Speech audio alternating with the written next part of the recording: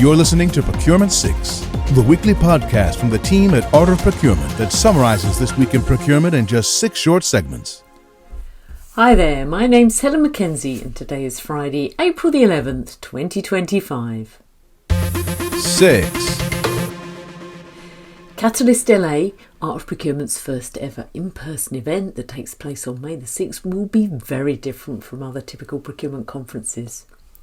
Instead of gathering hundreds of people for generic presentations, we're bringing together a select group of practitioners and procurement leaders who are all facing similar challenges.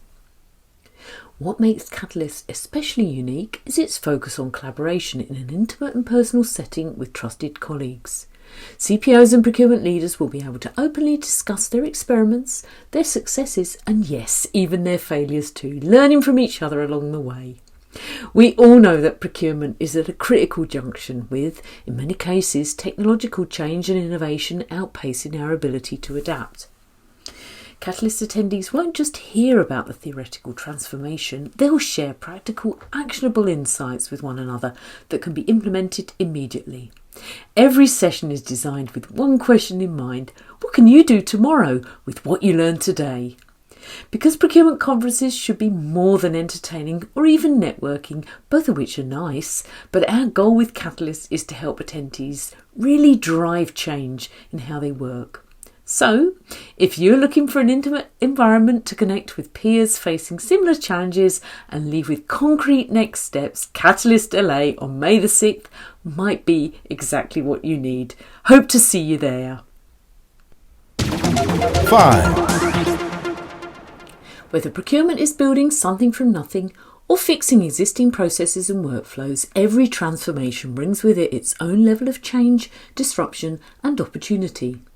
In a recent conversation with Kelly Barner and Philip Eisen, Natasha Gurevich, former CPO at Nike and current founder and CPO at Candle Procurement, offered her perspective on how to determine if full-scale transformation is needed and what procurement's litmus test should be when assessing the organisation's transformation readiness.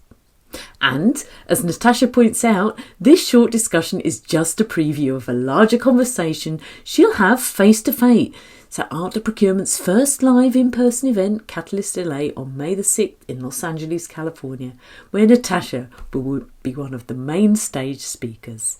Let's take a listen to the extract we've chosen for you today. Yeah. What do you think, Natasha? I mean, when you think about, certainly there's the vision element, right? How disruptive is your vision for the future? What is the maturity of your organization, as Phil said? But how much are you planning to adjust?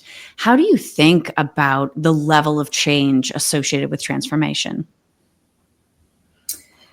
Kelly, we'll talk about it in greater level of details on May 6th. So I'll leave more details to the Catalyst LA itself when we can have kind of like exchange with our peers on that.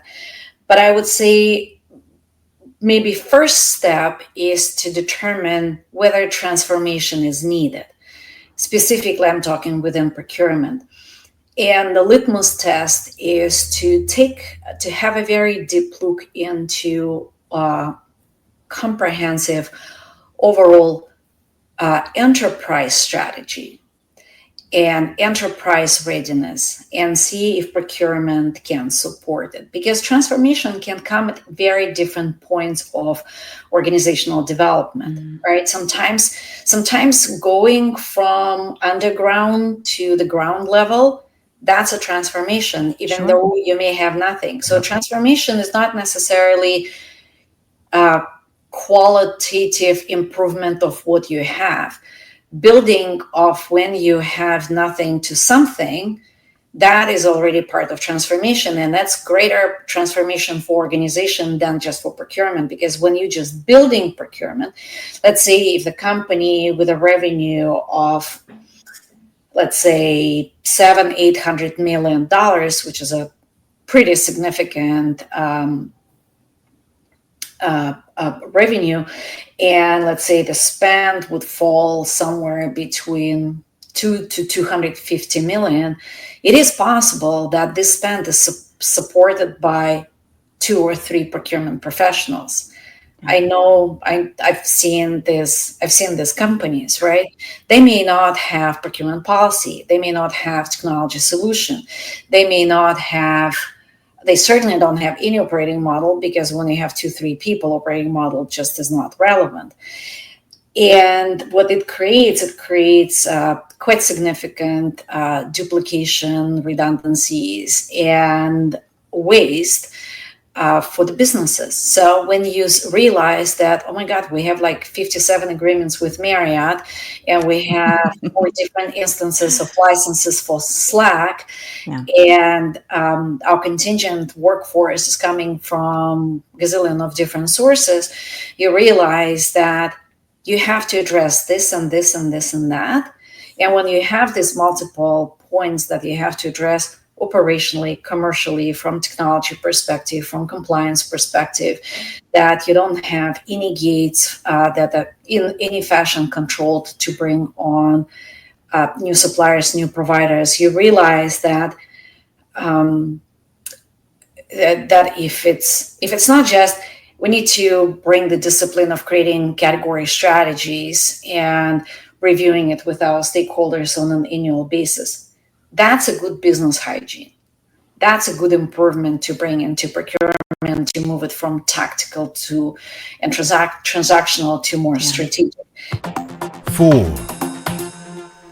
Services spend represents a significant area of focus for procurement, yet there are still so many ways that enterprises can improve their approach to services spend management. For a second year in a row, Art of Procurement's partnered with SAP on new research that examines trends in services spend and brings to light important connections between things like purchasing methods, outcome tracking, and supply incentive strategy. The research, which surveyed hundreds of procurement leaders, explores how all these elements work together to drive overall value for services spend. One particular insight from the report shows that, no surprise here, technology plays a central role in successful services spend management, but many procurement teams still struggle to find and implement the right solutions for their organisation's specific needs. And what seems to be even more of a challenge is how to leverage technology along with data to align procurement's own performance metrics and incentives with what the business or even procurement stakeholders actually value and care about. It's an interesting annual checkpoint that provides a real opportunity for procurement to compare their current approach to services spend management, flaws and all, against emerging best practices so they can identify areas of opportunity that are ripe for improvement. This is Procurement 6 from Art of Procurement. To get notified every time an episode is published, go to artofprocurement.com/subscribe. 3. I've been thinking a lot about new beginnings lately. Spring has arrived here in Scotland, and with it comes lambing season on our croft. There's something so special and exciting, if even a bit nerve-wracking at times, about this time of year. Anticipation, the watchful nights and early morning hours around the croft, finally seeing those wobbly first steps of the new baby lambs. But you don't have to live on a croft to realise the importance of beginnings. I remember back to my days as a CPO and the nervousness and energy our team would experience when we started new relationships with suppliers. This type of beginning carries the same kind of mix of excitement and vigilance, and those early stages of forming a strong new supplier relationship requires extra attention and care from the whole team. Procurement has to watch for early signs of trouble. They have to provide just the right support, exactly when and where it's needed, and they also need to build the trust with new suppliers through consistent and responsive communication. There may even be some sleepless nights in those early days when you bring in a new supplier into the fold, but that's usually followed by a wonderful moment where everything starts to click and work exactly as it should. When the new supplier begins delivering exactly what your organisation and your stakeholders need. New beginnings, whether on the croft or in procurement, serve as a great reminder to us that all good things take patience and attention, but in the end, the results are always worth the effort. 2. Starbucks is proving to be an interesting case study in transformation since their new CEO and former AAA leader Brian Niccol took the helm only 6 months ago. According to a recent report in the Wall Street Journal, Niccol has been implementing some big changes to address 4 straight quarters of declining same-store sales. From trimming the menu to trimming Starbucks' own workforce by over 1,000 employees, Niccol's focus is on improving efficiency, speed, and what he calls the company's Back to Starbucks plan. The corporate side of the company has also seen big shake-ups, with multiple top executives leaving or changing roles. Niccol said he's making the company more accountable and agile rather than just simply focusing on cost-cutting. While some customers are voicing their complaints that their favourite Frappuccino isn't available anymore, overall investors seem pleased with the turnaround. And all this despite his own $96 million pay package and corporate jet commute from Southern California to Seattle headquarters, which cost the company over $72,000 in his first month.